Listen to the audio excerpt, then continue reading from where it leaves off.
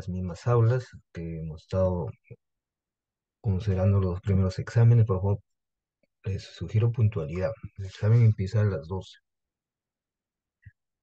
Muy bien, entonces no se olviden que en este sistema las técnicas de imagen Gold estándar, podemos decir, son en primer lugar la resonancia magnética. Como hemos visto, pues su capacidad de poder discriminar los tejidos blandos lo hace en la primer técnica de primer orden. Y luego tenemos la tomografía computada, que es muy importante, sobre todo en patología traumática aguda, como vamos a ir viendo conforme desarrollemos el curso.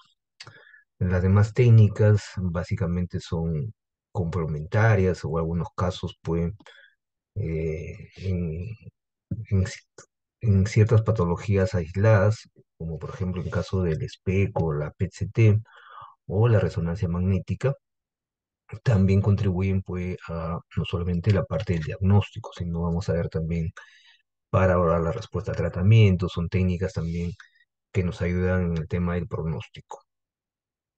Como ven ustedes ahí, todas estas son las técnicas que nos contribuyen a valorar el diagnóstico de las diferentes patologías, ¿no? Ya las mencioné, pues la resonancia magnética, la tomografía, y también voy a agregar ahí el intervencionismo, ¿no? Si alguna de las me ayuda mucho para, sobre todo, patología, lo que se concierne vascular.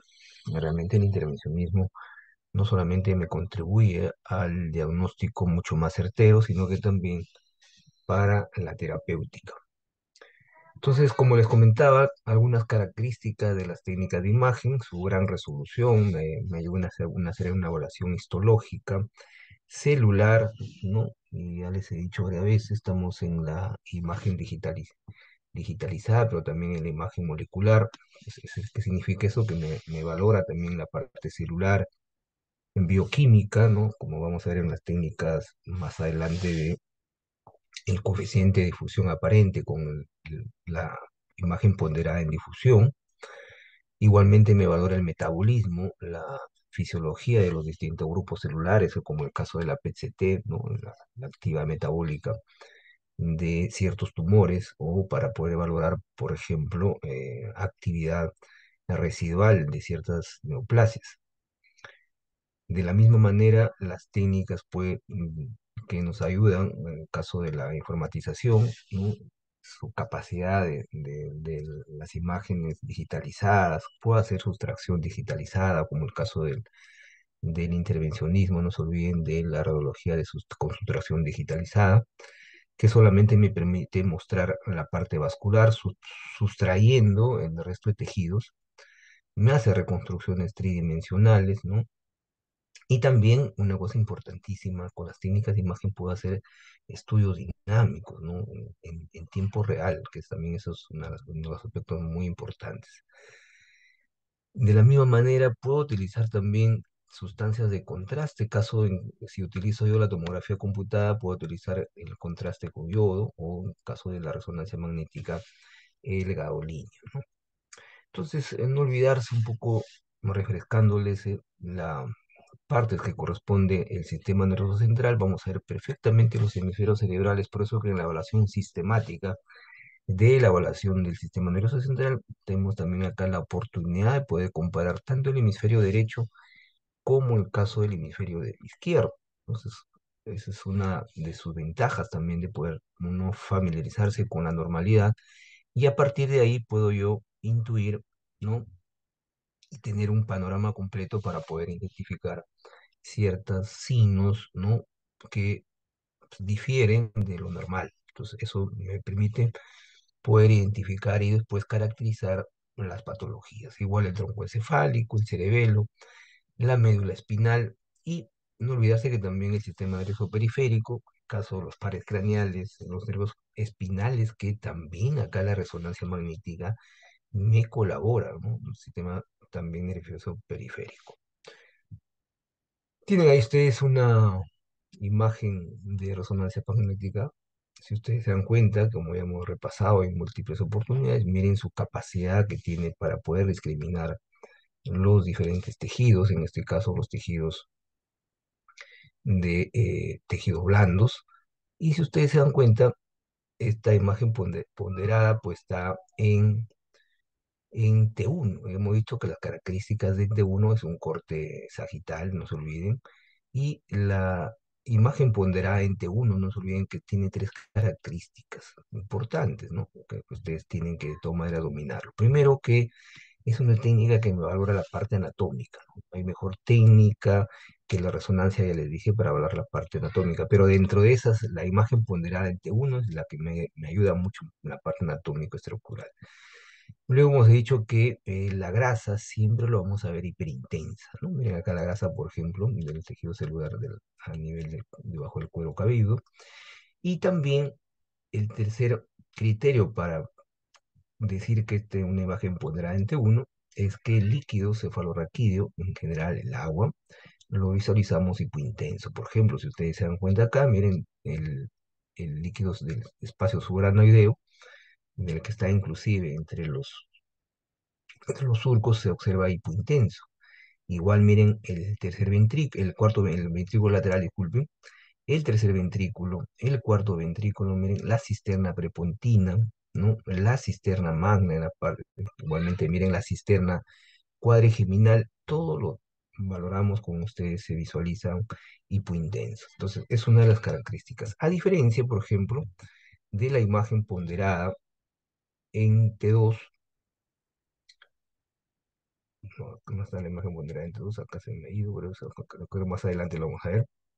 A diferencia de la imagen ponderada, pero vamos a igual a ver en la ecografía, siempre ustedes cuando tengan la oportunidad de rotar en neonatología, hay neonatos que sufren, o fetos inicialmente de sufrimiento fetal y pueden hacer, ¿no? Hemorragia, como ven ustedes, intraventricular. Entonces acá estamos viendo, por ejemplo, miren, este es el cuerpo calloso, para que tengan una idea, miren, entonces, ¿cómo hacemos nosotros? Ya les he dicho que el hueso es una estructura pésima para poder evaluar con la ecografía, pero aprovechamos la fontanela, ¿no? Por eso que esta ecografía se llama la ecografía transfontanelar, ¿no? Entonces la fontanela que todavía no se cierra, ¿no? Entonces aprovechamos a partir de ese espacio, ¿no? Y podemos hacer con ustedes una ecografía con una buena resolución y podemos observar con ustedes, pues, ¿no? De las estructuras del parénquima cerebral. Por ejemplo, miren el número 3 que viene a ser, como les dije, el tercer ventrículo. Miren cómo podemos ver inclusive el mesencéfalo, ¿no? La protuberancia, el cuarto ventrículo. Observen la cisterna magna, ¿no? Acá si ustedes se dan cuenta, miren el vértice cerebeloso, la región tentorial.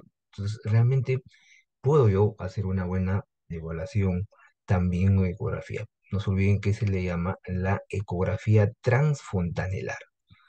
Igual también un corte coronal, podemos ver perfectamente, miren el tercer ventrículo, la cisterna interhemisférica, el lóbulo frontal, las cisternas, los ventrículos laterales, ¿no? Si ustedes se dan cuenta, acá tenemos, miren, el quinto ventrículo, y perfectamente también puedo ver yo, como ustedes se dan cuenta, el tronco encefálico, ¿no?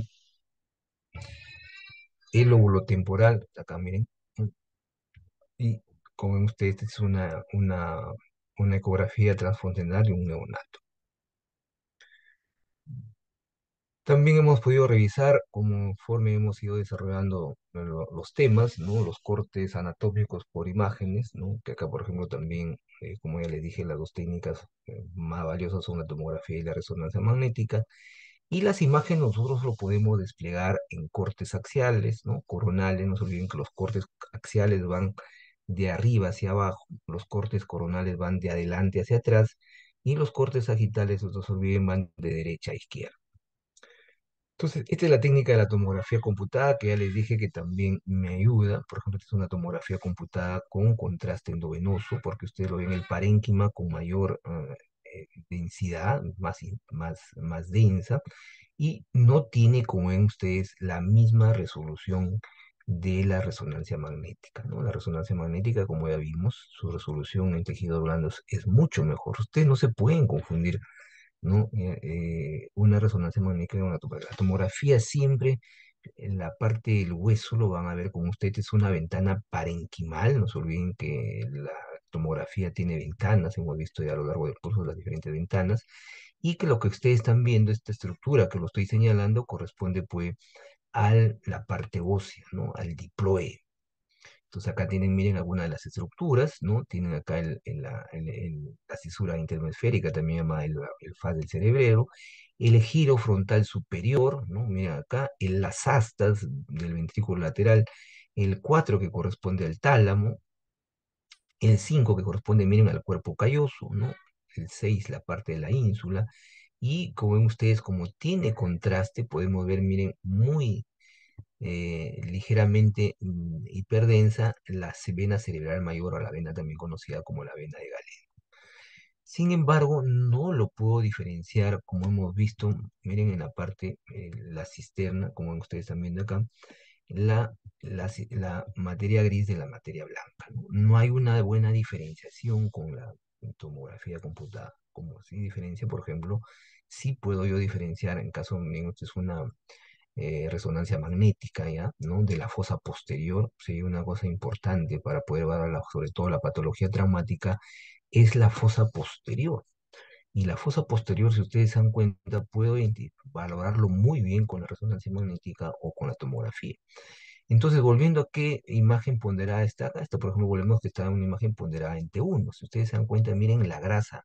Esto que ven ustedes es el globo ocular, o el globo ocular derecho y el globo ocular izquierdo, y todo lo que se llama, esto se le llama el espacio intraconal, y el espacio intraconal básicamente está conformado por grasa, por eso que la grasa lo visualizamos acá hiperintensa, y esta estructura que ustedes también, que se ve de forma lineal, hipointensa, viene a ser el nervio óptico. Entonces, por eso que también la resonancia es una técnica excelente para poder valorar el nervio óptico. Miren cómo podemos ver el cuarto ventrículo. Acá miren el cuarto ventrículo. La protuberancia, la cisterna prepontina, ¿no? Observen acá todo lo que esté la cisterna prepontina, o también se le llama esto el ángulo punto cerebeloso. Los hemisferios, en este caso temporal derecho y el temporal izquierdo. Como ustedes ven acá, el vértice cerebeloso, ¿no? Los hemisferios cerebelosos, ¿no? Igualmente acá podemos ver la glándula hipófisis, que lo vamos en la clase en la próxima semana, ¿no? Viene ahí perfectamente en la hipófisis, y, y el número 40, que corresponde a la cisterna quiasmática, ¿no? Que igual de la misma manera lo vamos a ver muy bien en la siguiente clase.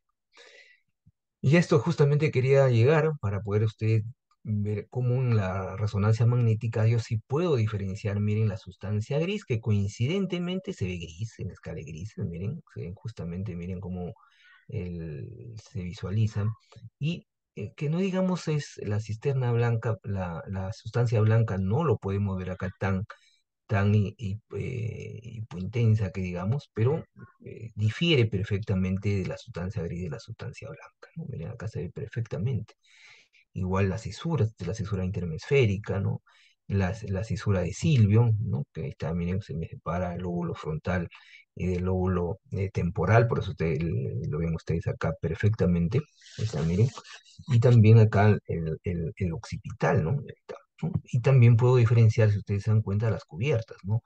El espacio epidural, ¿no? La dura madre, que es el número 7, las capas, y por último, el espacio subaranoideo, que como ven ustedes, lo visualizamos hipointenso. Entonces yo concluyo, igual acá miren las astas de las cisternas, tanto la cisterna del asta derecha, el asta superior, estas son las astas inferiores, tanto del lado derecho como el izquierdo, ¿no? Y los ventrículos laterales también lo vemos contenido, porque hay, no se olviden, líquido cefalorraquídeo, lo visualizamos hipointenso. Acá miren los plexos coroideos, ¿no? No se olviden que los plexos coroideos se encargan de la producción de líquido cefalorraquídeo. Continuamos, por ejemplo, miren la sustancia blanca, los que les comentaba, miren la número 1, la rodilla del cuerpo calloso, no se olviden, la rodilla tiene su pico, la rodilla y el cuerpo y el esplenio, ¿no? Entonces ahí tienen ustedes, miren, lo puedo ver perfectamente los ganglios basales, acá miren el número 5, la cápsula interna, el 6, la cápsula externa, acá esta donde actualmente lo estoy señalando, viene a ser el núcleo caudado, Y el 3 como ya les dije, pues el rodete, ¿no? El cuerpo calloso. Y como ven, perfectamente podemos visualizarlos nosotros por la diferenciación de la sustancia blanca, de la sustancia negra, ahí perfectamente, sustancia gris, disculpe, lo podemos valorarlo muy bien en la imagen ponderada. Igualmente, miren la sustancia gris, nuevamente, miren la sustancia gris, ¿no? De la corteza cerebral, la cabeza del núcleo caudado, como ya les dije, miren, esto acá se ve muy homogénea, el núcleo lenticular y el tálamo. No se olviden el tálamo, una estructura también muy importante. Seguimos desplegando otro corte coronal para ver perfectamente, miren la cisura el número 6, el seno longitudinal superior, acá tienen, miren el seno longitudinal superior, el lóbulo frontal, el lóbulo temporal se ve perfectamente. Miren, si hay una de las secuencias para poder ver los temporales es el corte coronal, no se olviden. El corte coronal lo podemos ver perfectamente. Miren, acá lo estoy delimitando. Se ve muy bien. Observen, miren la cisterna quiasmática que acabamos de ver. Miren, se observa perfectamente acá la silla turca. Y acá miren, si ustedes se dan cuenta, el quiasma óptico, ¿no? El quiasma óptico que se ve acá, miren, ligeramente acá, miren, hiperintenso. Y los senos cavernosos también, que lo revisamos, ¿se acuerdan? Cuando hicimos senos paranasales, ustedes recuerdan, ¿no? Ahí está, ¿se acuerdan? Un caso clínico de la trombosis del seno cavernoso. Miren, por eso que justamente cuando repasemos la próxima clase, la glándula hipófisis, lo vamos a vivir justamente en la fosa media, ¿no? Y en parte donde está la silla turca, lo vamos a ver la cisterna quiasmática, ¿no? Y es lo que se conoce, pues, básicamente las tres partes, ¿no? Quiasmática, supraquiasmática y paraquiasmática. Otro corte coronal para ver también los ventrículos y las cisternas. Observen acá, miren, la cisura interhemisférica, el espacio suranoideo se observa hipointenso, hipointenso, miren acá en la cisura de Silvio, ¿no? Y acá, si ustedes se dan cuenta, el asta temporal, ¿no? El asta temporal es una estructura valiosísima porque tiene que ver mucho con la patología de la enfermedad de Alzheimer, que lo vamos a ver más adelante. Igual el mesencéfalo, igual miren la cisterna del bulbo protuberencial acá. Este es el bulbo raquídeo. Este es el mismo corte que acabamos de ver para poder ver algunas estructuras. Sigue siendo una imagen ponderada en T1. Observen, miren, el lóbulo frontal, el lóbulo parietal, el occipital, ¿no? El tentorio, el pedúnculo o el mesencéfalo, miren la protuberancia, el bulbo raquídeo y la médula espinal, la cisterna prepontina, el tercer ventrículo, disculpe, el ventrículo lateral, el tercer ventrículo, la cisterna cuadrigeminal, ¿no? El cuarto ventrículo y la cisterna magna. Acá también miren para ver los ventrículos nuevamente, pero en cortes sagitales, igual miren los espacios subranoideos se ven perfectamente, ¿no? Igual miren acá el ventrículo lateral, la cisterna de la vena cerebral magna o cuadrigeminal, que también les dije, ¿no? La cisterna quiasmática, ahí está justamente la región supraquiasmática que les acabo de decir, la cisterna que ustedes prepontina también se le llama interpendicular, la cisterna bulboprotuberencial y la cisterna que ven ustedes magna, que acá está en el número 7, el cuarto ventrículo. Y estas son las técnicas ya moleculares, ¿no? Si ustedes se dan cuenta, hemos revisado un poco las técnicas que me dan una excelente resolución, pero también tenemos esta técnica que ya la hemos revisado en varias oportunidades, que es el SPEC. El SPEC, no se olvide que es en las iniciales de Single Photon Emission Computed Tomography, que viene a ser la tomografía computada por emisión de fotón único. Entonces acá yo veo la parte funcional, miren, ya no veo la parte anatómica. Miren cómo puedo ver la corteza, la perfusión de la corteza cerebral, ¿no? Y ya en este caso utilizo ya la escala de colores, ¿no? Igual donde es más caliente, digamos, el color blanco, significa que la perfusión es mayor.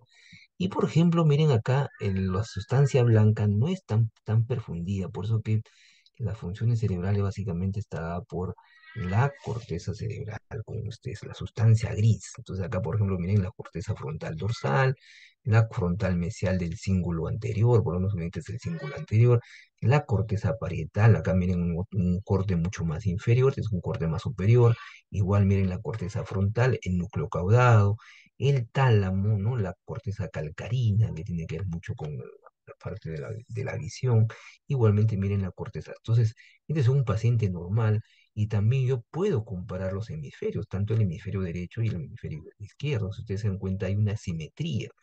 Estos estudios moleculares, como vamos a ver más adelante, me ayudan muchísimo para ver toda la patología, pues, como el caso de la enfermedad de Alzheimer, ¿no? Como lo vamos a ver en imágenes muy bonitas. Por eso la parte de neurología, por eso que este capítulo también hay una subespecialidad dentro de lo que es la radiología que se llama la neuroradiología. Entonces, todos estos aspectos pues, lo vemos con profundidad, ¿no? Yo a los residentes, por ejemplo, les hago un curso de neuroradiología donde vemos todas estas técnicas. Y esta es la última evolución tecnológica.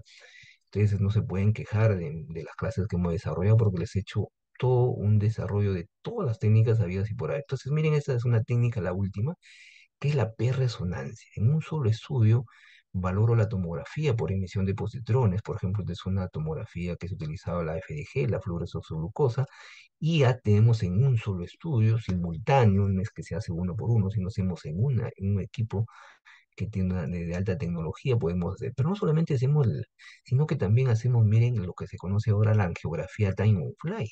¿Qué significa la angiografía time on fly? Que no utilizo yo sustancia de contraste. Mediante esta técnica yo puedo ver los vasos. Miren, qué interesante. Mira, por ejemplo, acá estoy viendo perfectamente el polígono de Willis.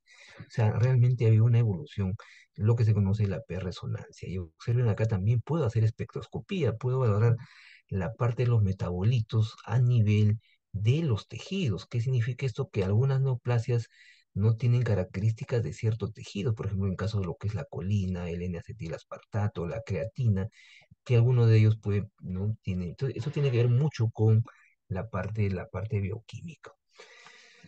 Y lo que les comentaba, también podemos hacer la arteografía, o sea, que se hace una técnica ya invasiva. Ustedes recuerdan que el intervencionismo, hicimos una clase exclusiva para hablar de intervencionismo. Entonces, el intervencionismo, recuerdan que les dije que no solamente es diagnóstico, sino también terapéutico. Por ejemplo, acá podemos ver, miren, una arteografía en la fase venosa, miren acá, ¿no? Entonces repasamos, si ustedes recuerdan un poco de la anatomía, este es el seno longitudinal no superior, observen acá, sigo acá, miren el seno recto, ¿no? Por eso más recto por la forma que tiene, la prensa de ófilo, miren la prensa de ófilo, miren el 4 el seno transverso, el 5 el seno sigmoideo, el 6 obvio la vena yugular, no se olviden ahí también, el 8 miren el seno cavernoso, miren cómo el seno cavernoso, recuerdan que por ahí discurre, también la vena y la arteria carótida, o sea, ustedes agarran el seno cavernoso, miren ahí. Y también el 9 miren, la vena cerebral mayor de Galeno, ¿no? ¿Se acuerdan que la acabamos de ver que tiene relación también anatómica con la cisterna cuadrigeminal? No se olviden la vena cerebral mayor de Galeno, en honor a Galeno. Muy bien, entonces, si de repente alguno de ustedes tiene alguna pregunta, alguna duda, entonces, como conclusión de esta clase, no olvidarse que las dos técnicas más importantes, por ahí siempre vienen los exámenes del ENAM, de recentado médico también, no se olviden que es la tomografía computada primero y después, obvio que primero vamos a poner en primer orden la resonancia magnética y luego la tomografía computada. Y las otras técnicas moleculares que acabamos de ver también me contribuyen, pero básicamente en patologías muy puntuales, como vamos a ir desarrollando en el siguiente tema. Entonces, si no tienen ninguna pregunta, vamos con a la siguiente clase que corresponde ya a la patología. Entonces, siempre vamos a ir conforme hemos ido desarrollando los demás temas, ¿no? Primero vamos a empezar con la patología congénita, que es que siempre es importante que ustedes también lo conozcan, y vamos a terminar así como siempre en patología, pues, degenerativa, ¿no? Entonces, siempre vamos como hemos revisado, siempre para hacer una excelente lectura, ¿no? Una buena lectura e interpretación radiológica, se llama así, tenemos que basarnos en un estudio sistemático. Siempre no voy a olvidarme de decirles los tres aspectos que ustedes tienen que también manejar, si alguna vez quieren también ser, algunos elijan ustedes la especialidad de la radiología. En primer lugar, primero tienen que ser ordenados, ¿no? Así como cuando uno tiene un orden para hacer su historia clínica, su anamnesis, su examen físico, tiene que haber un orden. Seguro tiene que ser una lectura sistemática. Sistemática significa que, así como hay un orden, debemos considerar todos los parámetros y no olvidarnos de qué parámetros tenemos que tenemos que evaluar. Y tercer lugar, tiene que ser completo, completo. Entonces no se olviden que debe ser ordenado, sistemático y completo. Entonces ahí por eso siempre les he puesto yo el estudio sistemático. Entonces vamos a ver sistemático. Entonces, como ya les dije, el sistema nervioso central me facilita por el hecho que hay dos hemisferios. Por eso que ustedes se dan cuenta, debo comparar sucesivamente el lado derecho como el lado izquierdo. Así como se acuerdan los senos paranasales, ¿no? Se acuerdan del lado derecho y el lado izquierdo. Entonces, en primer lugar, tengo que hablar primero el cuero cabelludo. Ya vimos que en el cuero cabelludo también puede haber algunas ciertas patologías. Luego el diploe, ¿no? Las meninges, ¿no? Completo, los espacios floronodeos y las cisternas que cada, por eso que en anatomía y patología repasamos todo esto, así que ustedes no se pueden quejar. Luego, mm, tenemos que ver la corteza cerebral, ¿no? Esta interfase de la sustancia gris y blanca y los surcos, ¿no? En tercer lugar, los núcleos basales y la sustancia blanca. En cuarto lugar, los ventrículos. Si uno valora los ventrículos, hay que ver su simetría y su volumen. Y por último, el tronco encefálico y el cerebelo. El tronco encefálico, miren el cerebelo.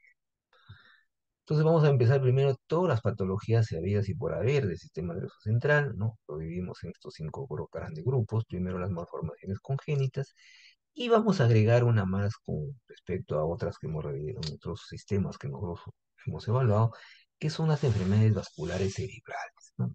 Y lo dividimos básicamente en dos grandes grupos, ¿no? Las lesiones isquémicas, que son las más frecuentes, ¿no? En porcentaje, aproximadamente el 80%.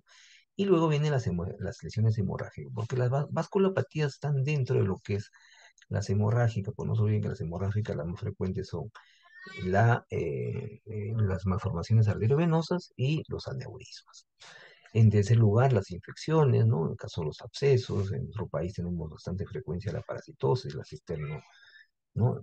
La cisticercosis. Cuatro, los tumores, una de las neoplasias más terribles que hay también por que son muy resistentes a la radioterapia y a la quimioterapia.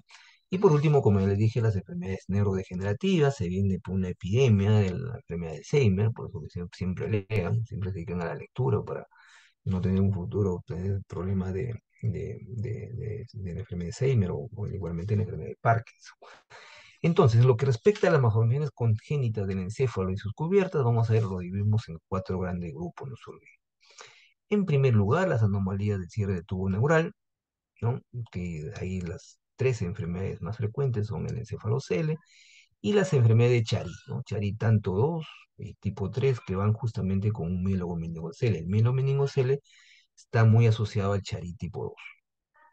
Luego tenemos las anomalías de la organización hemisférica cerebral, organización por el hecho que no se olviden que el cuerpo calloso, su función más importante es unir los hemisferios.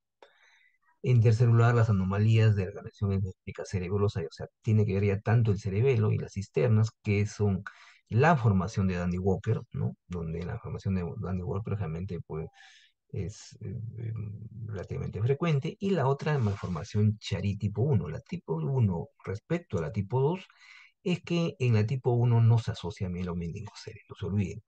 Y por último, las hidrocefalias congénitas, ¿no? No se olviden que hay pacientes que nacen con hidrocefalia, es una enfermedad que de todas maneras se tiene que solucionar.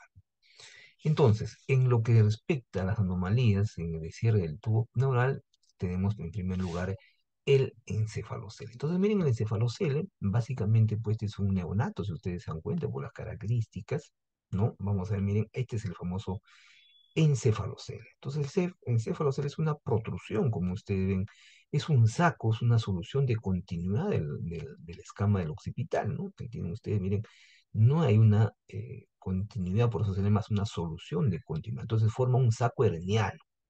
Entonces, cuando hagan cirugía, una de las patologías bien frecuentes de cirugía son las hernias. Entonces, así como en las hernias, ¿no? Sobresale por uno de los agujeros, ¿no? El intestino, acá lo que sobresale en este caso es el encéfalo, por eso se llama encefalocele. Entonces, como ustedes ven ustedes el famoso saco herniano, que es básicamente dural y parenquimal, o sea, la dura madre y el parénquima, que ven ustedes perfectamente acá. Hay una deformación, porque no solamente se asocia al encefalocele, también hay otras anomalías que están asociadas, como ven ustedes en este caso, es la deformación del cuerpo calloso, ¿no? Y también, obvio, del lóbulo occipital. El tentorio, si ustedes se dan cuenta, está descendido el tentorio. El tentorio no solo es, como ya vimos en una de las imágenes de resonancia, lo divide la cisterna cuadrigeminal. Todo lo que está sobre arriba de la cisterna cuadrigeminal es el tentorio, ¿no? Es la región supratentorial, disculpen. Y todo lo que está debajo de la cisterna cuadrigeminal viene a ser la región infratentorial. No se olviden eso. Y por eso que ustedes se dan cuenta, miren, descenso y deformación del tentorio. Miren cómo está acá, pues, demasiado descendido. La deformación, ya les dije, el tronco, del tronco encefálico. Miren, acá el tronco encefálico no debe tener esta característica. El tronco encefálico, si ustedes recuerdan, pues se ve perfectamente la protuberancia, se ve muy bien el bulbo, como en este caso está completamente deformado. Y por último, la obliteración se oblitera. Miren, el cuarto ventrículo, que debe tener la forma triangular, miren, tiene la forma lineal, y la cisterna magna, que está también, ¿no? Deprimida, digamos, no obliterada, por eso hay un buen espacio, por eso que repasamos las cisternas, hice un bastante hincapié de cómo deben visualizarse las cisternas. Y una de las patologías, como ya les dije, de lo que es el cierre, ¿no? De todo del tubo neural es la enfermedad, la formación Charipi tipo 2, que está combinada con un mielomeningocele. Entonces, ¿qué significa esto? Mielomeningocele, que como ven ustedes el tubo, el canal medular, como ven ustedes, porque por eso hay un mal cierre del tubo neural, miren, tiene comunicación también. Hay un saco herniano, si ustedes se dan cuenta, el canal medular está ampliado en la parte más basal, como ustedes, y acá se produce, como ven ustedes, una protrusión, el saco herniano. Miren las raíces de la cola de caballo, si ustedes se dan cuenta, acá se ve, esta es una imagen ponderada en T2, esta es una resonancia magnética. Miren, el líquido cefalorraquídeo se ve hiperintenso. Acá también miren el saco herniano, está lleno de líquido cefalorraquídeo, y como miren cómo está flotando las raíces.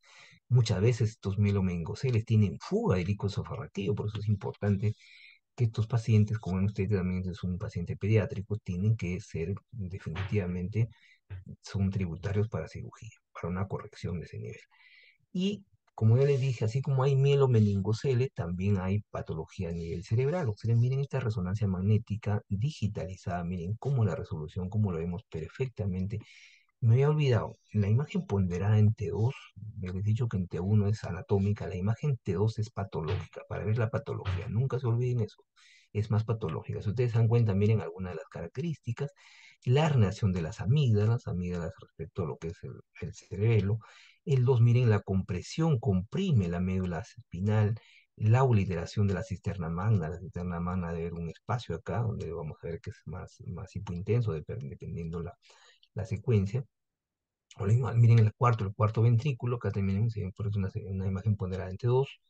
El número 4, el número 5, miren, les dije el descenso del tentorio, ¿recuerdan? De la cisterna cuadrigeminal, el descenso, miren, del lóbulo occipital, y por último, observen la deformación del cuerpo calloso.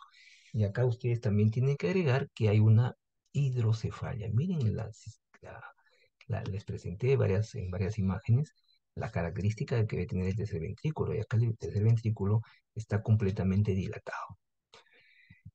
Y en lo que se acuerdan que vimos dentro de lo que es las patologías, una de ellas es la hidrocefalia obstructiva. Entonces, los signos igual tomográficos, siempre vamos a empezar primero con la tomografía de una hidrocefalia congénita. Miren, en primer lugar vamos a ver que el ángulo frontal agudo, miren las cisternas, miren las astas, completamente dilatadas las astas. Las astas no tenían esas características, ¿no? Miren, una dilatación muy significativa, igualmente miren del tercer ventrículo, pero no solamente las astas anteriores están dilatadas, sino también miren las astas posteriores, también hay una dilatación.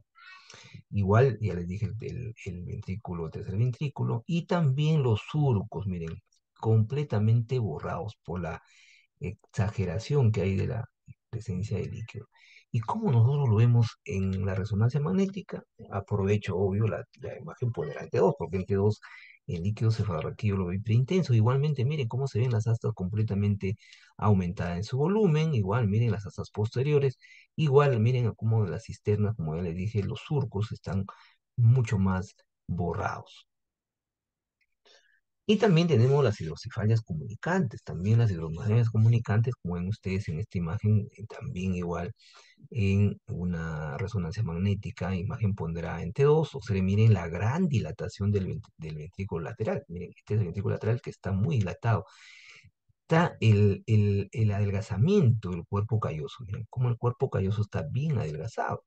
Los surcos están prominentes porque el líquido cefalorraquídeo los separa. Miren el espacio suranodeo. Se ve perfectamente ahora. Así en otras imágenes normales se veía, acá se ve ensanchado. Miren, y sé que es una imagen ponderada entre dos porque el líquido cefalorraquídeo se observa hipointenso. Observen, miren la dilatación de las cisternas, ¿no? La cisterna magna, miren, ahora sí la cisterna magna está dilatada. El Charit tipo 2 habíamos visto que está más bien obliterada, ¿no? Borrada. Miren el cuarto ventrículo, también dilatado. El tercer ventrículo, observen, miren, bien dilatado. Entonces, una hidrocefalia. ¿Por qué se caracteriza las hidrocefalias comunicantes? Porque no se ven ahí las de no comunicantes. Las comunicantes generalmente es producto de obstrucción. Por ejemplo, miren, acá hay una obstrucción, la flechita me está señalando. Si ustedes se dan cuenta, acá tenemos el agujero de Monro, ¿no? Entonces ahí está obstruyendo y por eso que se ha producido, porque no se olviden que la producción de los plexos coroideos, el líquido cefalorraquídeo se produce en los plexos coroideos, por eso que miren cómo se ha dilatado la cisterna, la cisterna, los ventrículos laterales, el tercer ventrículo y igual el resto de las cisternas. Luego pasamos a patología hemorrágica, la patología vascular, mejor dicho, ¿no? Esta es una de las más frecuentes actualmente por la hipertensión arterial, ¿no? Realmente una enfermedad muy discapacitante, ¿no? Las secuelas que tienen los pacientes, por eso que es importante un buen manejo de reconocer la hipertensión y su manejo adecuado, ¿no? Por la isquemia y el infarto, a la larga producen en el paciente lo va a tener una secuela pues, terrible. Entonces vamos a ver acá alguna de los signos entonces el gol estándar actualmente para valorar la isquemia, no se olviden, es la secuencia de difusión. Vamos a otra secuencia, ¿no? La secuencia o la imagen ponderada en difusión. Les presento a una nueva, les acostumbré a ver T1, T2, ahora vamos a ver una de las más importantes, que está de moda actualmente, escúchenlo siempre, ¿no? Difusión, y su métrica, que se llama el mapa ABC, ¿no? El mapa de coeficiente de difusión aparente, ¿no? ¿Y cuál es la característica básicamente de la isquemia cerebral? Por ejemplo, si ustedes se dan cuenta de la arteria cerebral media, ¿no? Observen todo el territorio que irriga y lo vamos a visualizar en esta imagen ponderada hiperintensa. ¿Qué significa hiperintensa? Que acá me restringe la difusión. Y la difusión tiene que ver con el movimiento broviano. El movimiento broviano lo explicó genialmente Einstein, ¿no? El movimiento broviano significa que las moléculas pueden difundirse de un espacio a otro espacio. Entonces, cuando hay algún proceso isquémico de hipercelularidad, esto se restringe. O sea, se restringe significa que no hay un paso adecuado, ¿no? de estas moléculas. Por eso que nosotros lo vamos a poder valorar. Y también, obvio, con su respectiva métrica, que lo vamos a ver más bien todo lo contrario, que si en vez de ver hipertenso, lo vemos hipointenso. O sea, siempre en la secuencia de difusión, cuando hay restringe, hiper y su mapa, ¿no? Hipo. Y también, obvio, la secuencia T2. La secuencia T2 que ustedes se dan cuenta, lo vamos a visualizar también ligeramente hiperintensa.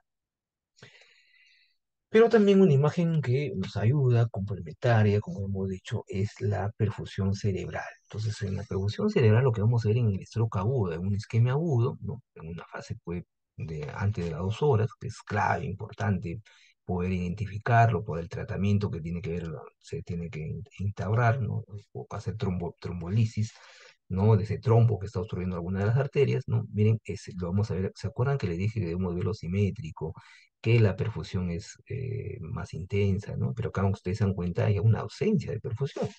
Significa que no hay flujo, ¿no? Hay un vaso que está ahí destruido y esa es la razón por qué lo vemos ahí con ausencia, pues, de perfusión. ¿Y cómo lo vamos a ver nosotros en la tomografía computada? Lamentablemente la tomografía computada no lo podemos identificar en las 2 primeras horas. Tiene que pasar más de 2 horas para poder nosotros recién. Y lo vamos a ver en la isquemia, como ven ustedes, esta área hipodensa. Miren, completamente hipodensa, ¿no? No se olviden eso. Y acá lo vamos a ver ya como una área infartada, ¿no? Sin isquemia lo estamos viendo hipodensa muy tenuemente, ya en un infarto donde ya realmente no hay nada que hacer, y más bien el paciente va a tener síntomas neurológicos seculares, ¿no? Y siempre, como hay una decusación de las vías, ¿no? Va a haber una decusación, lo vamos a nosotros clínicamente, ¿no? Si es en el lado izquierdo, como en este caso, la sintomatología lo vamos a ver en el paciente en el lado derecho. Por eso ustedes es importantísimo que sepan reconocer a un paciente cuando lo practican ya una tomografía computada y ven esas características pues, de una hipodensidad más significativa. Miren, con un edema, el edema que ven ustedes acá es un edema vasogénico, ¿no? Lo ven a ver ustedes, no, citotóxico, disculpe, porque esto es más para isquemia. En el vasogémica lo vamos a ver en patología tumoral, infeccioso. Acá este es un citotóxico con ustedes mucho más hipodenso. Por eso que ustedes, la área hipodensa, pero el edema es mucho más. Miren cómo hacemos el efecto de masa, que miren cómo me desplaza las estructuras, ¿no? Muy importante es esto. Y también, obvio, por la misma zona infartada va a haber borramiento también de los surcos. Entonces, es importante que ustedes pues, sepan reconocer un infarto. Y luego tenemos las famosas hematomas, los famosos hematomas. Este es uno de mis favoritos porque recuerdo en la época de mi formación de médico residente en emergencia, en las emergencias, ya cuando ya teníamos, empezamos a tener nosotros hace más de 20 años, empezamos a tener ya la tomografía computada, ya podíamos ayudar al neurólogo, al neurocirujano, porque realmente era, todo antes era clínica. Entonces, miren qué importante, y esas preguntas son siempre muy frecuentes en los exámenes, ¿no? En las emergencias neurológicas. Y luego el estándar en las agudas, no se olviden, es la tomografía. Entonces el hematoma, la sangre, cuando se coagula, siempre en las fases agudas, en las primeras horas, en la primera hora, 2 horas, lo vamos a visualizar hiperdenso, ¿no? Miren, hiperdenso, no como en isquemia que era hipodenso. Acá no, en la hemorragia más bien va a ser hiperdensa, acá con ustedes. Y va a depender mucho de acuerdo a qué tipo.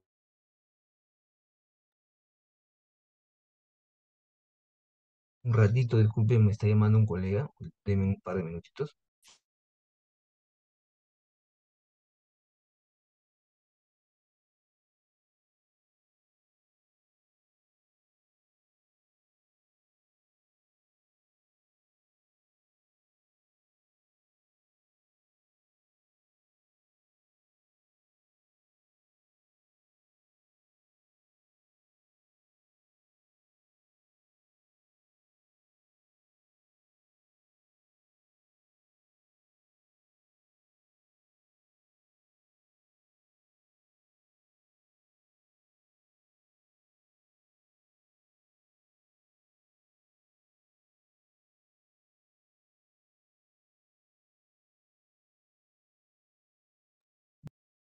Entonces, en la fase, como ven ustedes, en la fase aguda de una hemorragia, siempre cualquier hematoma, ya sea epidural, sudural, intraparenquimatoso, igualmente dentro de la cisterna, lo vamos a ver hiperdenso. Entonces, miren cómo ustedes, en caso del hematoma epidural, vamos a ver como un lente biconvexo. Miren la forma que tiene un lente biconvexo. Y también acá hay un neumoencéfalo, o sea, hay presencia de aire dentro de esto, ¿no? Pues, ¿por qué se producen, no se olviden, los hematomas epidurales? Por fractura. Miren acá, esta es una ventana parenquimal y esta es una ventana ósea. Miren la diferencia, bien didáctico para que nunca se olviden, ¿no? Por eso que la gran ventaja que tiene la tomografía, las diferentes ventanas, ¿no? La ventana parenquimal, el parenquimal lo puedo ver perfecto, no lo puedo diferenciar muy bien, como le dije, la sustancia gris de la sustancia blanca, pero en la ventana, si ustedes se dan cuenta, en la ventana ósea lo vemos perfectamente las estructuras óseas. Acá estamos viendo el diploide. Y aquí hay una solución de continuidad, si ustedes se dan cuenta, ¿no? Que corresponde obvio, a una fractura. Y la causa de la fractura produce también hemorragia, pues no se olviden de los vasos, en este caso de las arterias epidurales. Y ahí está el sangrado, miren. Obvio que también va asociado al edema, el edema que en este caso ya es un edema pues, vasogénico y también hay borramiento de los surcos. Va a depender mucho también, no se olviden del tipo de la patología que vamos a ver. Entonces, igual en un hematoma subdural sucede todo lo contrario. En el hematoma subdural más bien lo vamos a ver como una semiluna, como ustedes están viendo, ya no como un epidural que es. Y en los hematomas subdurales generalmente son las venas las subdurales, ¿no? En el epidural es arteria y en el hematoma subdural más bien es vena. Ambas hematomas tienen alta mortalidad, no se olviden. Entonces igual lo vamos a ver como un área hiperdensa en la aguda, pero miren en la crónica. En la aguda, en la crónica más bien lo vemos hipodenso. Estos pacientes muchos ingresan a coma, están en coma. Y es fácil, y yo recuerdo todavía cuando era hasta alumno de sexto año, recuerdo, que ayudaba, porque en mi época pues no había especialidades casi de neurocirugía, no había mucho residente, y entrábamos, le ayudábamos al asistente a hacer este tipo de cirugías. No era difícil, hay que hacer un buen, si ustedes han cogido un taladro, pues es importante que si a los que les gusta cirugía sean desde ahora tener esas habilidades para poder hacer ese tipo de cirugía. Entonces acá se perforaba, ¿no? Y obvio, como de la cultura Paracas, de estos guerreros que este, sufrían golpes en la cabeza, lo máximo que podían hacer estos cirujanos de las culturas, de esta cultura preinca, se dedicaban justamente a esto, ¿no? O sea, no se olviden que tener hemorragia, pues obvio que el paciente le va a producir problemas neurológicos. Entonces, si corregimos esta hemorragia, el paciente, obvio, en las primeras horas se va a recuperar completamente. Por eso ustedes se dan cuenta, miren cómo me hace el efecto de masa, miren cómo me desplaza en la cisura interhemisférica.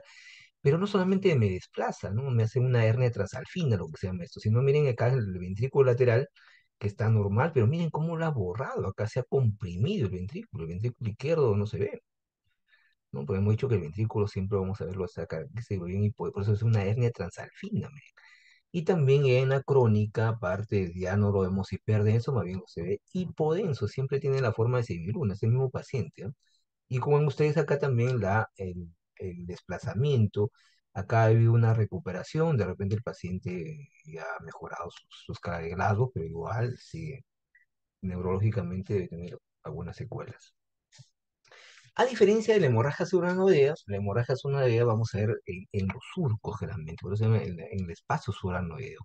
Por eso miren acá tienen ustedes la fisura interhemisférica, y ahí tienen, miren, entre los espacios, este sangrado que ustedes lo van hiperdenso, eso corresponde pues a la hemorragia. Miren acá también se ve parte en uno de los ventrículos, también hay hemorragia intraventricular. Y la intraparenquimal, que es la más difícil de tratar. Es fácil corregir, no les miento, les soy bien sincero que yo he participado, hacer una cirugía de un hematoma sudural o epidural por la cercanía que tiene, ¿no? Ustedes se dan cuenta, la carlota no es difícil, pero tener una hemorragia intracerebral es más difícil, ¿no? Bueno, el abordaje vas a complicar, pues no se olviden que está epidural, luego está sudural, no es difícil llegar, acá no, acá tendrías que abordar. Por eso que estas hemorragias intraparenquimales también tienen pésimo pronóstico, ¿no? Entonces, miren, siempre la hemorragia lo vamos a ver en la fase aguda, vuelvo a repetir, hiperdensa, con su edema, en este caso ya el edema vasogénico, la hernia transalfina, miren cómo me desplaza la línea media, ¿no? El surco también, el asta, mejor dicho, ¿no? También está, si ustedes se dan cuenta, desplazada, y obvio que también hay asta en el ventrículo lateral, también está lleno de sangre en este caso. Y por último, la hemorragia intraventricular. No se olviden que tenemos los 5 tipos de hemorragia. La primera que repasamos siempre es una pregunta de examen, siempre viene cuál es el excepto. Tenemos primero la hemorragia epidural, sudural, suranoidea, intraparenquimal y por último la intraventricular. Realmente la intraventricular con ustedes está asociada mucho a la hemorragia suranoidea y está muy relacionada al antecedente traumático, pacientes hipertensos o aneurismas. Y observen acá, miren, el borramiento de los surcos, no hay una buena interfase de la sustancia gris y la sustancia blanca, y dentro de los ventrículos la hemorragia. Miren, la hiperdensidad, ¿no? Completamente en las astas posteriores y también en las astas anteriores. Y algo muy particular, donde ya les vuelvo a repetir, por eso les pasé la ecografía transfontanelar, ya no se olviden ustedes cuando sean internos, ¿no? Vayan a una ecografía transfontanelar, ya saben qué significa la ecografía transfontanelar. Es hacerles pues un neonato. Entonces es básicamente la hemorragia, miren, de la matriz germinal en los neonatos, ¿no? Que generalmente es un tejido gelatinoso, está en la región epidemaria, o sea, cerca al, al tálamo, ¿no? y que va básicamente pues evolucionando hasta desaparecer a las 36 semanas, pero generalmente ahí dentro de la evolución embriológica, esto da origen pues, a la corteza, a los núcleos basales. Como ven ustedes, los pacientes que sufren, tienen sufrimiento basal, sufrimiento fetal, disculpen, o en las hipoxias, en los partos que son muy prolongados, hacen pues esto fácilmente sangra, entonces produce una hemorragia, lo que se llama la hemorragia intracerebral en neonatos. Entonces ya lo vimos esto hace ratito. ¿Se acuerdan ustedes? Miren la característica que tiene, que se forman coágulos. Miren acá, inclusive no solamente eso, también me está desplazando el ventrículo, como ustedes miren, comparando con otro ventrículo, está de menor tamaño. Entonces ahí justamente de un coágulo dentro del ventrículo lateral izquierdo. ¿Se acuerdan que le dije que está cerca a los ventrículos? Luego pasamos a las vasculopatías. Acá, si bien es cierto, podemos empezar con las técnicas tanto de la tomografía con la resonancia, utilizando sustancia de contraste, ¿no? Para poder hacer diagnósticos del aneurisma, uno de los más terribles, ¿no? Las malformaciones arteriovenosas y las fístulas también, ¿no? Ahí tienen ustedes, miren, esta es una arteriografía, ¿no? Luego el estándar, ¿no? Pero antes de eso podemos ahora hacer perfectamente una arteriografía con, en este caso, una tomografía con sustancia iodada, ¿no? No hay, sino que la ventaja que tiene el intervencionismo, que es terapéutico, no se olviden. Entonces, miren este aneurisma, ¿no? Está justamente en lo que es una de las carótidas, ¿no? Miren, ahí está, tiene la forma fusiforme, se llena completamente con una sustancia pues, de contraste, su borde regulares, tiene su cuerpo, su cuello, y miren, ahí está, se ve perfecto, un aneurisma. Entonces, los aneurismas definitivamente son quirúrgicos. Lamentablemente, si un aneurisma se rompe, la tasa de mortalidad es altísima. Pero también lo puede hacer el diagnóstico, como ustedes ven perfectamente. Miren, está acá, ¿no? Este aneurisma se ve muy, muy, muy, muy didáctico. Las malformaciones arteriovenosas, acá más bien vamos a hacer un ovillo de vasos malformados con su respectivo nido, tiene su shunt, ¿no? Arterias, pues ven ustedes, básicamente lo van a ver ustedes acá, miren el famoso nido, ¿no? Se ve perfectamente la malformación arteriovenosa, ¿no? Miren ahí, su arteria siempre, su vena y su arteria, por ejemplo, malformación arteriovenosa. ¿Cómo lo vemos en la resonancia, en la tomografía? Miren, esta forma que tiene, pues, muy aparatosa, ¿no? No muy, el parénquima, como usted decía, regular, con áreas que ustedes puede presencia de líquido. Claro, esta es una imagen también por de la ente 2, pero que por la misma malformación que ustedes, ¿no? Lo vemos esa característica, por eso está muy bien delimitada con las flechitas. Y una de las patologías que hasta la fecha sigue siendo polémica, ¿no? Realmente tiene todo digamos, una trascendencia poético, deontológica, ¿no? Que es la muerte cerebral, ¿no? La muerte cerebral, realmente hay unos países donde se practica, donde la legislación permite la eutanasia. Ustedes saben que inclusive ya dos pacientes han ganado en el Poder Judicial, ¿no? Para que les practiquen la eutanasia, pero no está legislado todavía en nuestra Constitución. Y realmente sigue siendo muy polémico, ¿no? La muerte cerebral, no se olviden, sigue siendo un diagnóstico clínico, ¿no? Pacientes pueden pasar años, inclusive en muerte cerebral, y con soporte generalmente dinámico, ¿no? Pero igual nosotros podemos también contribuir con las imágenes, ¿no? Sobre todo para documentar, ¿no? Para evitar los problemas pues, legales, ¿no? De juicios que muchas veces se hacen los médicos, ¿no? Entonces, la muerte cerebral se puede hacer el diagnóstico con tomografía, obvio que hacerlo el paciente con contraste, como ustedes miran acá. No podemos ver una característica de la muerte cerebral que los borramientos de los surcos por el gran edema que tiene el paciente, ¿no? O sea, no podemos diferenciar completamente una pérdida de la generación de la sustancia gris asociada. Acá no podemos, oye, ¿dónde está la sustancia gris? No hay. El borramiento de la cisterna, ¿dónde están las cisternas? Los astas, ¿no? ¿Dónde se ven las astas posteriores? Mira, la justa se ve el tercer ventrículo, ¿no? Está completamente borrado. Y también, obvio, no hay realce a la sustancia de contraste del parénquima. ¿Por qué digo que está con contraste? Porque las flechitas amarillas que me están señalando se ven los vasos, miren, periféricos, ¿no? De las arterias, miren, entonces, con eso concluyo de este que el paciente pues definitivamente está en muerte cerebral.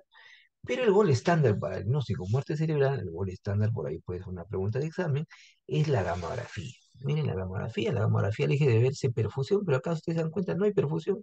Hay, esto se llama el famoso cráneo invasivo, no hay una ausencia de causación, ¿no? Completamente, tanto en las imágenes planares como en las imágenes tomográficas.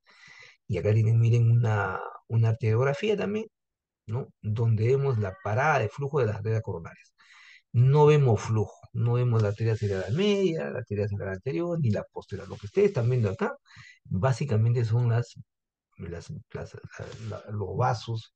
Si ustedes recuerdan, ¿no? Tenemos la carótida y la carótida se divide en la interna y la externa. Entonces, realmente son las laterales que uno ve. Entonces, esto no tiene nada que ver con el encéfalo. Son vasos que irrigan generalmente, ¿no? En la parte periférica, ¿no? El cuero cabelludo, ¿no? Pero en este caso vemos como una decapitación, no hay flujo. Por eso que ahí, miren, ausencia de flujo, una parada del flujo. Entonces, también me contribuye con el examen de perfusión cerebral por tomografía, ¿no? Ausencia de flujo. Luego tenemos las infecciones, ¿no? Y las más frecuentes, lo que se respecta a las infecciones, pues el absceso cerebral. Entonces, miren, esta es una tomografía. Con una tomografía puede hacerse muy bien el diagnóstico de absceso cerebral, ¿no? La característica, como ven ustedes, pues vamos a ver un área que tiene su centro hipodenso, con un realce que tiene en anillo, miren, periférico, hiperdenso, y el edema. O sea, miren, este es un edema vasogénico, ¿no? Tremendo edema. Me desplaza, me comprime, miren, el ventrículo lateral. Si el ventrículo lateral acá ustedes están viendo está bien, del lado izquierdo, miren, el ventrículo acá está completamente borrado.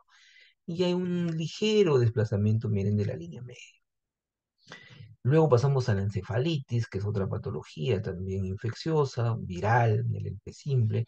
Y igual, miren, una secuencia, una imagen ponderada en T2, ¿no? Ahí tienen, miren, es T2 porque los ventrículos laterales se ven hiperintensos y observen la clásica área hiperintensa, en este caso en el parietal derecho, ¿no? Obvio que clínicamente también se tiene que corroborar esto. Y como ya les dije, en nuestro país es una zona endémica de la neurocitocercosis, ¿no? Sobre todo en las zonas de la sierra central, ¿no? Del norte, ¿no? La selva. Todavía comen ingesta de carne de cerdo que está contaminada con este parásito, ¿no? El neurocitocerco.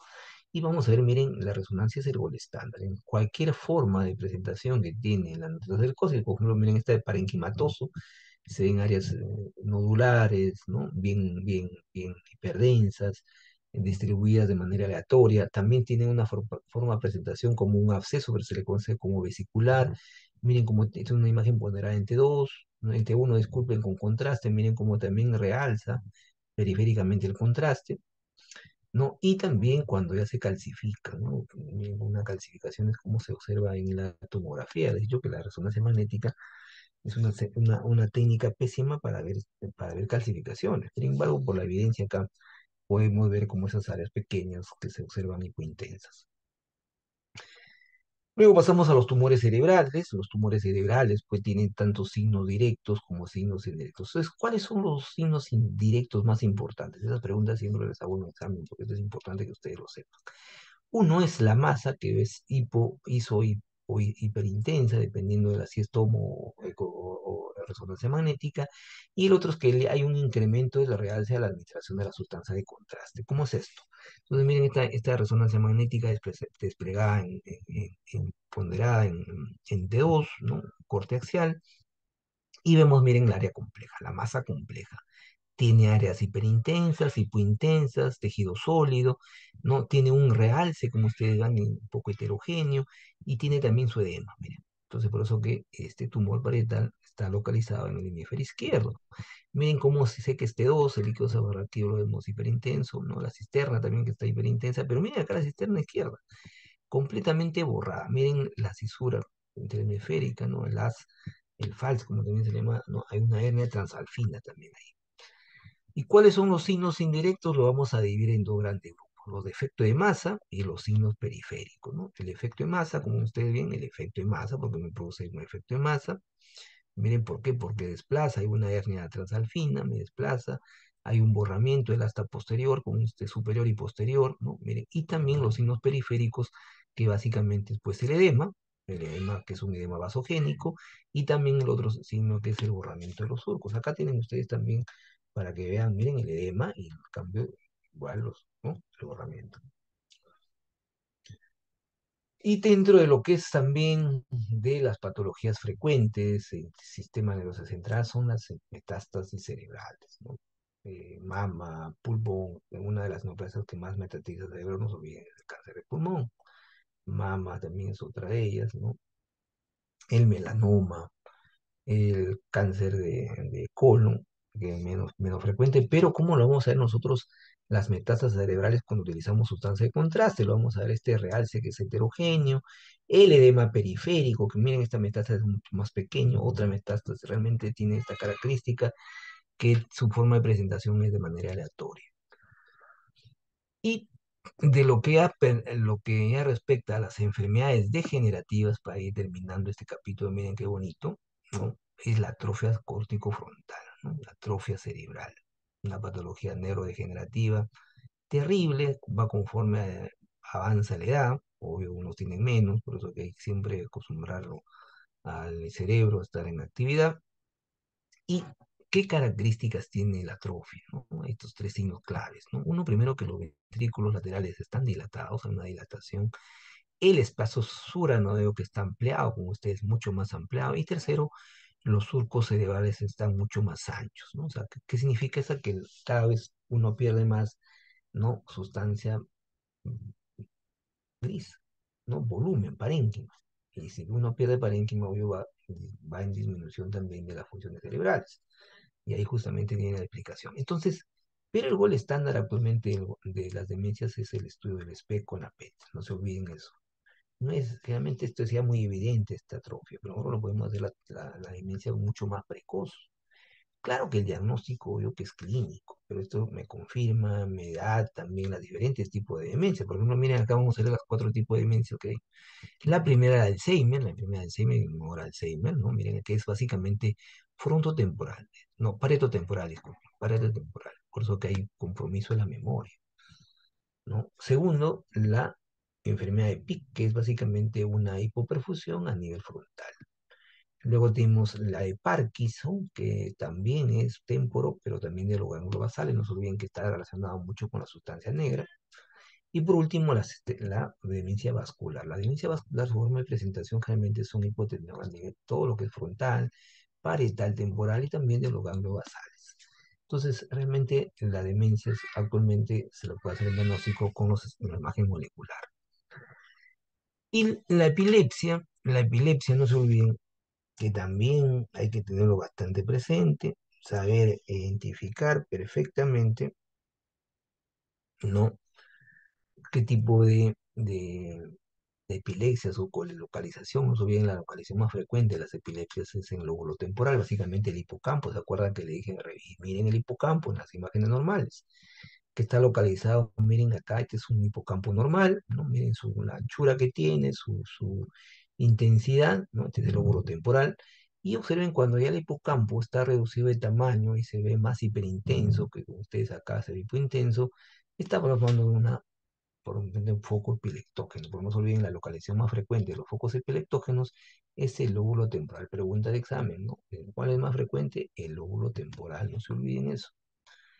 Entonces, con esto podemos también actualmente complementarlo con la P-resonancia que ya les mencioné, ¿no? Una técnica fabulosa, ¿no? Que todavía en nuestro país no tenemos la P-resonancia. Hay algunos proyectos de tener la P-resonancia en algunas clínicas. Nosotros en el instituto estamos recién en un proyecto de preinversión, eso demora más tiempo. Pero ¿qué característica tiene la epilepsia con la P-resonancia? Que vamos a ver más bien un hipometabolismo en la región frontal izquierda. ¿Qué trazador hemos utilizado? La FDG Fluor 18, ¿no? Es la que se cuenta más actual. Entonces, si ustedes ven acá la corteza, se ve normal, pero acá ven ustedes en la corteza frontal, no prefrontal, en la región mesial, ¿no? Vemos perfectamente el área de hipopetabolismo. Que esto complementado, obvio, con la clínica, que el paciente pueda tener sus episodios, ¿no? De convulsiones, ¿no? Que no se lo puede reconocer, no se lo puede identificar, pero miren con estas técnicas moleculares nosotros podemos hacer el diagnóstico de epilepsia. Y por último, la esclerosis múltiple, una de las enfermedades más discapacitantes que hay, ¿no? Esto se le considera dentro de las enfermedades raras, ¿no? Raras, ¿no? La esclerosis múltiple mucho discapacita al paciente. Entonces, ¿por qué se caracteriza? Un estándar para hacer diagnóstico de esclerosis múltiple, pregunta de examen, es la resonancia magnética. Entonces, ¿qué vamos a ver básicamente en la resonancia magnética?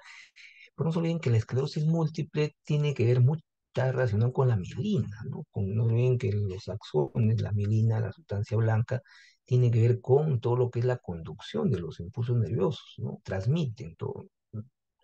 A diferencia de la neurona tiene que ver más está en la corteza. Entonces, ¿por qué lo utilizo yo? La imagen pondrá en T1 para ver estas características, estas imágenes de hiperintenso que son periventriculares.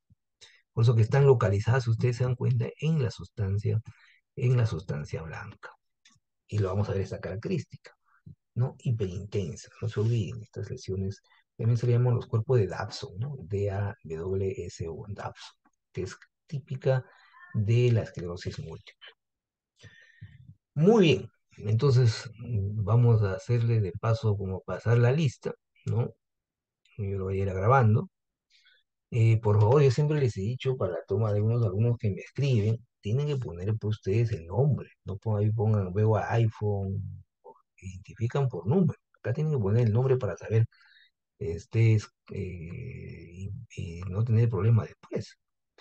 Ahí vamos a llamar a ver, Alessandra Bustamante. A ver, Alessandra, ¿alguna pregunta, Alessandra? ¿La tengo claro?